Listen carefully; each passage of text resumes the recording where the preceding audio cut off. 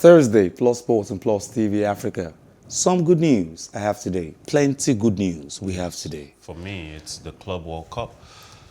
Yeah, well, for you, but the truth is, we have good news from the home front. Yes. And I have my small reservations about it. But let's talk about it first. Now, the Edo State Deputy Governor, Philip Shuaibu, who was an ex-footballer, says players of Bendel Insurance and Edo Queens would now be entitled to 2 jerseys per match, following the unveiling of the club kits for the 2021-2022 season at the Edo State Government House in Benin City on Wednesday. Now, Shuaibu added that Edo has successfully paid both sides equal salaries under the administration of Governor Godwin Obaseki. Shuaibu added, when we were sworn in, the governor said we must redefine governance and also return sports to what it used to be in the days of Samuel Ogbemudia.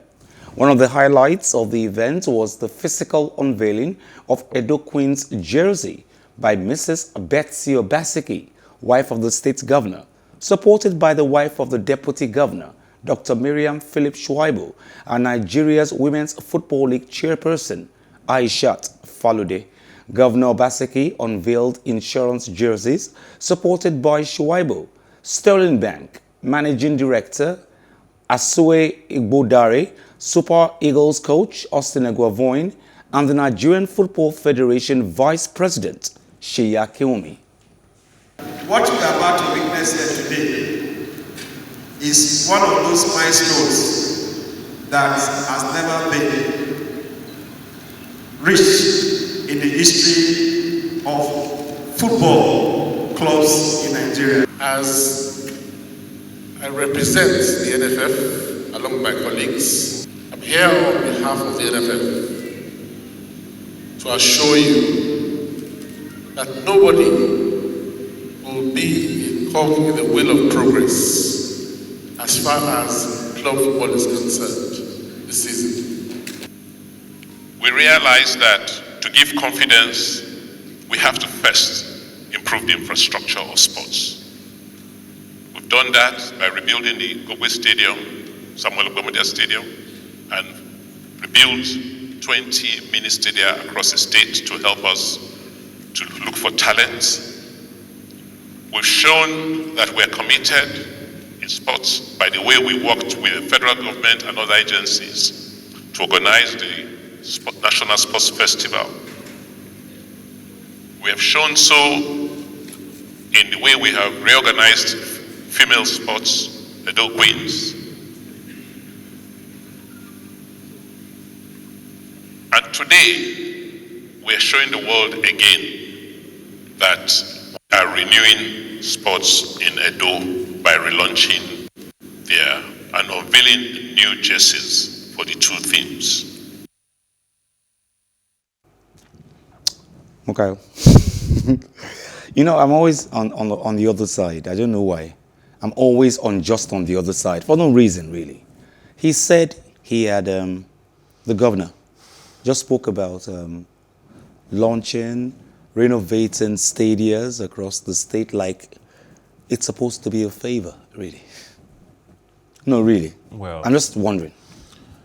He's announcing the things he has done and renovating stadiums. I mean, it might be the job of every governor to do a good job, but what achievements go into each administration's set of agendas? Working on stadiums in your state or working on a particular stadium in your state is supposed to be an achievement? Well, I mean, it's in the work. Should be in the work. The truth is, he could have come into office, signed the declaration, handed over the club to a private investor who will run it however he likes into the ground if he's incapable, and the governor could through corruption pocket whatever money has come from that deal. But instead here he is spending taxpayers' money into renovating the and stadium. he puts that as an achievement. As I something- mean, it is an achievement as long as the fact is, if a governor provides running water, it means running water was provided under his administration. That is an achievement because the bar is so low in this country. Okay, let's look at the jerseys. I don't know about the quality. I can't go near it. But how many Nigerians have... I have a Manchester United jersey. Luckily for me, I have a stationery store's jersey. Thanks to people like Adebayo Oluwake, my egbons in sports who were involved in renovating stationery stores then. But how many of us really have... How many of us even follow the Nigerian league? I mean, I was telling Chukwuka just now. Yes, everybody has Gunners jerseys, Manchester United jerseys. I was and all telling that, you know. Chukwuka just Debola now, is talking. and the question was whether the question he was asking was whether this club is the right club to do it with. And I said that just let's compare this to the English league or the French league or any of these other leagues. You bring in a sponsorship, it generates money for the club.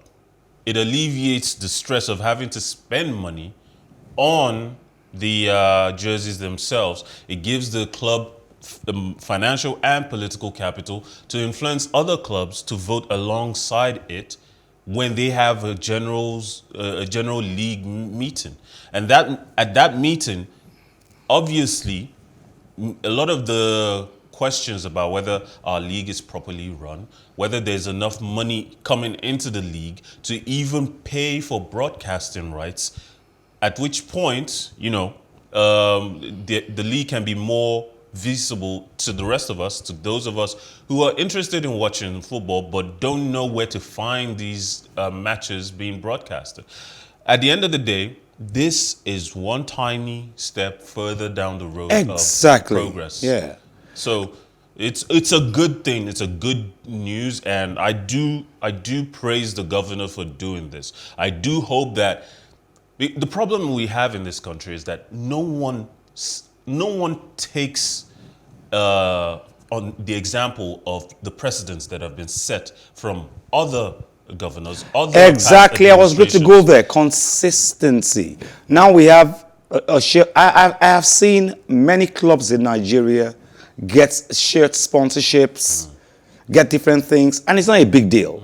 This is a big deal. It is. But in other countries, even in South Africa, Mamelodi Sundowns, when they unveil their shirts, it's not as big as this. This is a big deal because in Nigeria, for some reasons, it's not going to be consistent. Well, it should be a big deal because when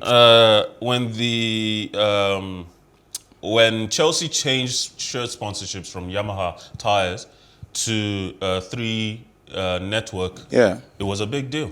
It was on their website, and it will be consistent. And it will be consistent. The deal would be signed for between 5 years, renegotiated at 4, and maybe last a 10-year period. Ultimately, we need to find the right balance between the independence of these clubs to go out and fend for themselves, rather than depending. The fact is, we're all supporters of these Nigerian leagues, whether we like it or not, because it's our taxpayer money that is going to renovating their stadiums, getting them in the same room as private sponsors, you know, building up the infrastructures that continues to wane in this country. Unfortunately, perhaps when there isn't enough taxpayer money going into making the structure solid. Well, Mukael used Chelsea as an example, and Chelsea is still in the news. Now, a first half Romelu Lukaku's strike earned Chelsea a 1-0 victory over Saudi Arabia's Al Ittihad on Wednesday, February 9th, to seal a spot in the Club World Cup final. Now, the European champions will face Brazilian side Palmeiras on Saturday in the Mohammed bin Zayed Stadium in Abu Dhabi after Belgian striker Lukaku fired home from close range in the 32nd minute. Now, without coach Thomas Tuchel, on the touchline after he tested positive for COVID-19, the Blues looked in control in the first half, fully deserving their lead at the break. Now, however, Asian champions Ighalo improved a great deal in the second half, with the Chelsea goalkeeper Kepa Arrizabalaga pulling off several fine saves to keep them at bay. Chelsea threatened to add a late second, but Lukaku's strike proved to be enough as they booked their place in the final of a competition they have never won.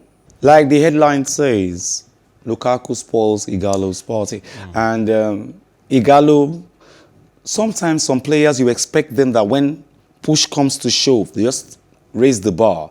But he never comes to the party. And you understand when Super Eagles says Ighalo should not come, do we need Ighalo? Really? But Lukaku, who has been a flop all this while, still comes to the party.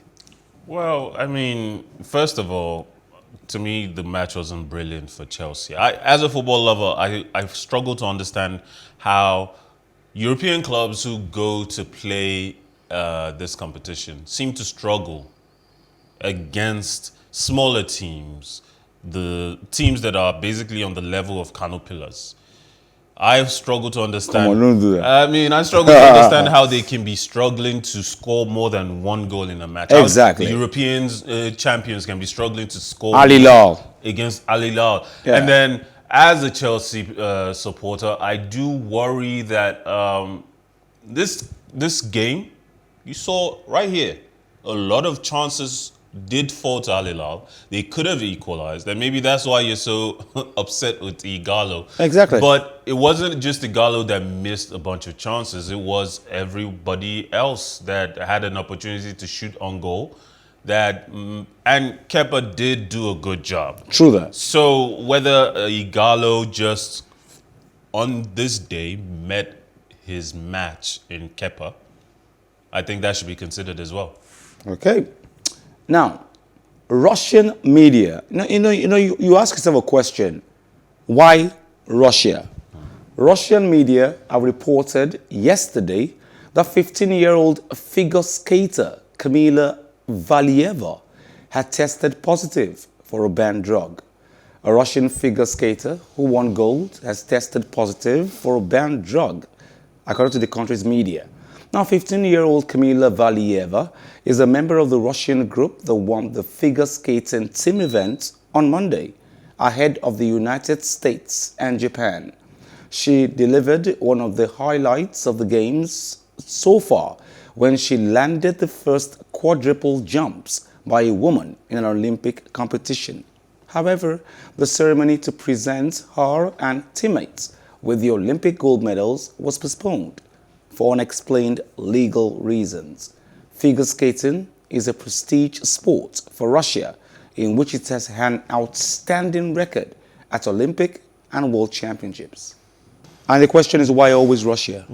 I always like to play the advocate for the athletes because I believe a lot of the rules about doping, aside from the fact that some of the drugs are, to me, unnecessarily banned. They do not necessarily create any sort of advantage for these athletes. It still has to be said that some of these drugs, ultimately, they exist. Okay, so at the end of the day, they're testing for chemicals. They're testing for substances. A lot of these drugs that they're testing for do not come in the main packages. The main story is that, for example, we've been told that the Russian government have said, or we've been told the Russian government supported doping. In the previous, yes, we have been told that. But at the same time, that was a major scandal in which so many athletes from Russia were testing positive. This is an isolated case that she might have either done willingly, intentionally, or inadvertently. And can we really be sure? Because ultimately, sometimes these tests come back false positive. Sometimes they do. And sometimes a lot of what the substances they're testing for are in our household things like aspirin. So it's almost impossible for us to go a single game without at least one athlete testing positive. So if this was an inadvertent thing that she did, taking a drug that she didn't know contained a substance that she needed to be aware of, then this time around it's just Russia's turn.